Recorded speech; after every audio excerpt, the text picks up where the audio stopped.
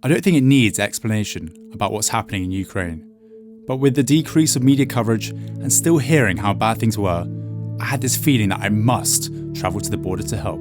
At this same time, my uncle Liam wrote a song to raise money, launched a campaign called Listen for Ukraine, and asked if I wanted to help, which of course I said yes. This is our story. Preparations, it's been 2 months of pretty intense organisation, I would say. It's all coming together. Being supported by the Surrey Ukraine appeal, and we're going to be picking up a load of donations that people have been giving there. My name's Alan, this is Pinch. We're two of the 100+ volunteers that work with Surrey Stands with the Ukraine. We've shifted 20 truckloads of donated goods out. We've raised nearly £130,000 and, it's hopefully growing. It was brilliant to see the huge quantities of donations the Surrey group have received, and great that we had got our first load of items to pack the van up with. I wanted to sit down with Liam to hear more about the song he wrote, which helped raise money for this campaign. The song's actually written about mental health crisis. Seemed quite fitting for all of the things that are going on over with these poor people fleeing their homes. It was a bit of a busker concept where people listen to it, put some money in the pot. We put it all towards the Ukrainian refugee appeal, and that was where the idea of Listen for Ukraine came from. There was only 2 days till we planned to leave, so it was time to get all the final preparations done, plus get more items, so the van was completely full. I hope you have a successful and peaceful trip.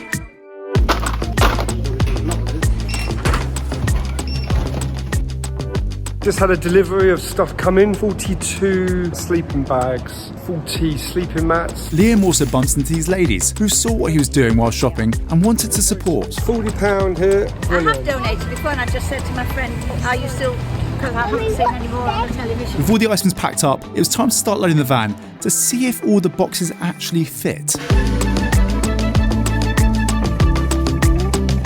Got 59 boxes, ponchos, waterproofs, plasters and toothpaste, hand sanitizer, clothes, children's clothes, first aid kits and medical supplies there with disinfectant, burn gels. What's the GoFundMe total? 4,200 at the moment. Medica, here we come. We decided to leave pretty early to start burning up the Mars. I mean, we did have quite a distance to reach our destination in Poland. 17 hours. Wow, 1,108 miles.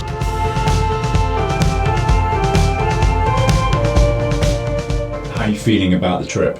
Apprehensive. We really don't know what it's going to be like. It's been very difficult to get contacts right in the thick of it who know what they need.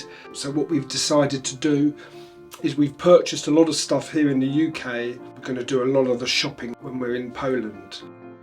Going towards Leipzig and then Dresden and then Wrocław. Not pronounced like that at all. I do apologise for any Polish people watching this. The drive was going well, spirits were high, but we were really going into the unknown, and nothing could have prepared us for what the next 3 days were to hold. After about 14 hours of driving, we have made it to Poland. We've smashed it today. We're pretty happy with progress, which means we'll be in Medica by lunchtime. It's currently, just before 6 a.m. What time do you leave Medica? Time, every time. So that was Marius. He's our contact for us to get this stuff that we have, that you guys have contributed to be distributed to the correct places. We're starting to pass some military equipment now on its way to Ukraine. I think we're going to see more and more of this kind of stuff now. After many miles, we had reached our destination in Medica, a very peaceful town on the border of Ukraine, but now one of the main areas where people gather to help the refugees. When we arrived, they told us they had run out of all supplies, and this delivery was so important. Here, these are the first aid kits. We've just been speaking to the people who are running the Medica humanitarian aid, and they're saying that all this stuff gets picked up by one of the Ukrainians and they'll transport it all over for the refugees fleeing Ukraine. So this is fantastic. We're trying to help our small piece, our small piece to help. For you, for me, it's for Ukraine, it's so much. Yeah. They've just been telling us the kind of stuff they're short of over the border into Ukraine. So I'm just writing a list. We're going to go shopping. They've got another delivery going in 2 days' time. So we want to make sure they've got enough stuff. One of the volunteers, Maciek, wanted to show us the border where people are currently crossing into Poland. Something we thought wasn't possible due to the heavy police presence. So here we are on the border now of Ukraine. Just the other side of this fence is where the cars are lined up for probably a couple of kilometres waiting to get through the border with aid and stuff. This is where all the refugees are coming through, and Maciek's telling me that a lot of the people are leaving now, so they need more help now than they did before in some ways. After seeing people in need firsthand and funds available from people kindly donating, we decided to go to the shops and get the items Maciek and the team said they desperately needed.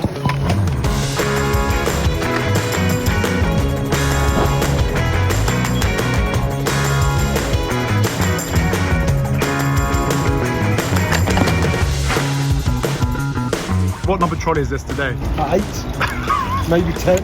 We were served by this one lady who didn't complain once about all these trolley loads, so we wanted to say thank you. Thank you. Thank you for all your help.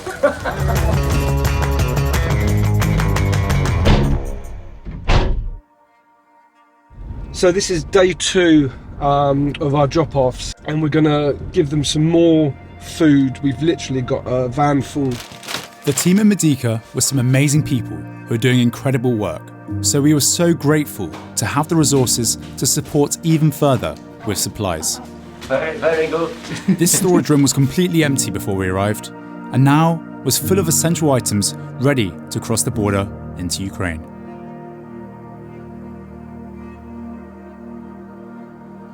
The volunteers showed us artwork children in Ukraine had sent back to Poland to say thank you for their support.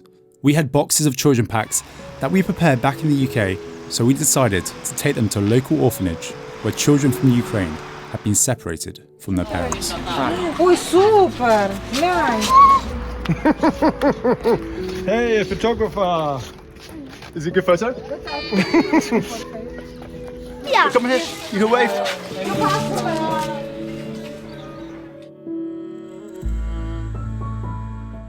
Good morning. We actually had a bit of a time to go out last night, which was nice. Yeah. Wasn't it, George? Nice, few local beers. A few local beers. Can't complain at that. We're on our way to Seweryn Cichowski, we think. We got this contact through the Surrey support network. Now we're off to find a shop, and we're going to spend the rest of the funds and then deliver it to Seweryn Cichowski. So this is the last of it now. Are you going to miss Biedronka? No, and I'm not going to miss the miserable cashiers. Well, and it doesn't help that you drop stuff on the floor as well. Just had an accident and dropped a load of stuff on the floor. I got knocked my leg. It looks like I've cut myself. But luckily there's a very happy man who's just come over to help me. The manager came over and he told me to F off. How nice is that? Customer service at his best. Customer service at its best in Biedronka. With another van full, we arrived at our final drop-off point to meet Lydia, who is from Ukraine, and Yarek.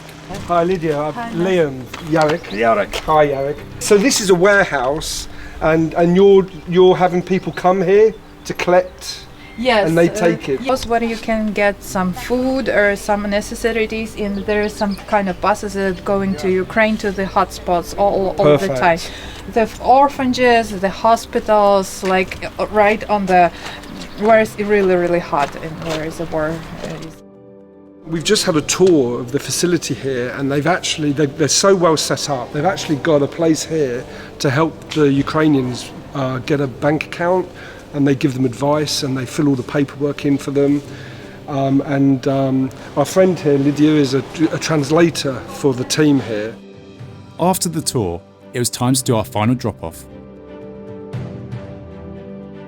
We then met some other Ukrainians working in the warehouse who shared their stories of leaving Ukraine. April, she left Kherson, her native city, and that after that it was really hard to get out. When they leaving the city, they was shooting in their cars. Wow.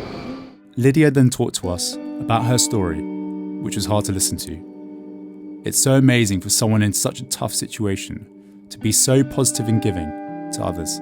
She was telling us about her husband is there fighting at the moment. He has no training as a soldier, and that she's obviously very concerned. She was sharing with us some of her experiences in the Ukraine when the Russians came to her town and what was going on there. Yeah, I mean, my God, makes you realise how lucky we all are. The light always wins. It will always wins, and that's about the people. That like human to human, person to person. That is all about, and that I really honestly think that love and light will win eventually, but it will take some costs and it will take some time. But after the victory, we all in Ukraine will be really glad to see you for a huge party all over us. You can come even in my house. Yes. Really, it's not a big one, but I will definitely do everything what I can to make it comfortable. We are being very well looked after here. They've made us some coffee, very dark, strong coffee because we've got a long drive ahead of us. And the cake. Very hospitable, so thank you guys. We left the UK not really knowing what we were going to see or the people we were going to meet. Throughout our time in Poland, we were received with such warmth and kindness. We saw that when people come together in the toughest of times, great things can be achieved. As Lydia said, the light always wins.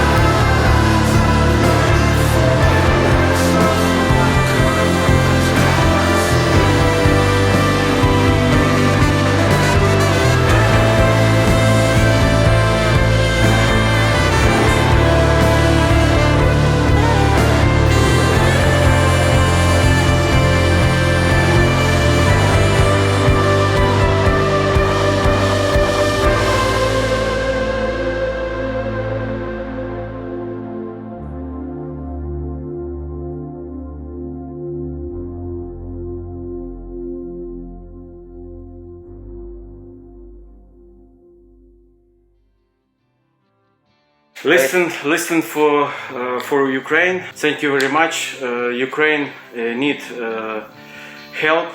This humanitarian aid go to the Mykolaiv. Thank you very much, Liam, George. Thank you. Good job. Going to Ukraine and Medica. Going to Medica.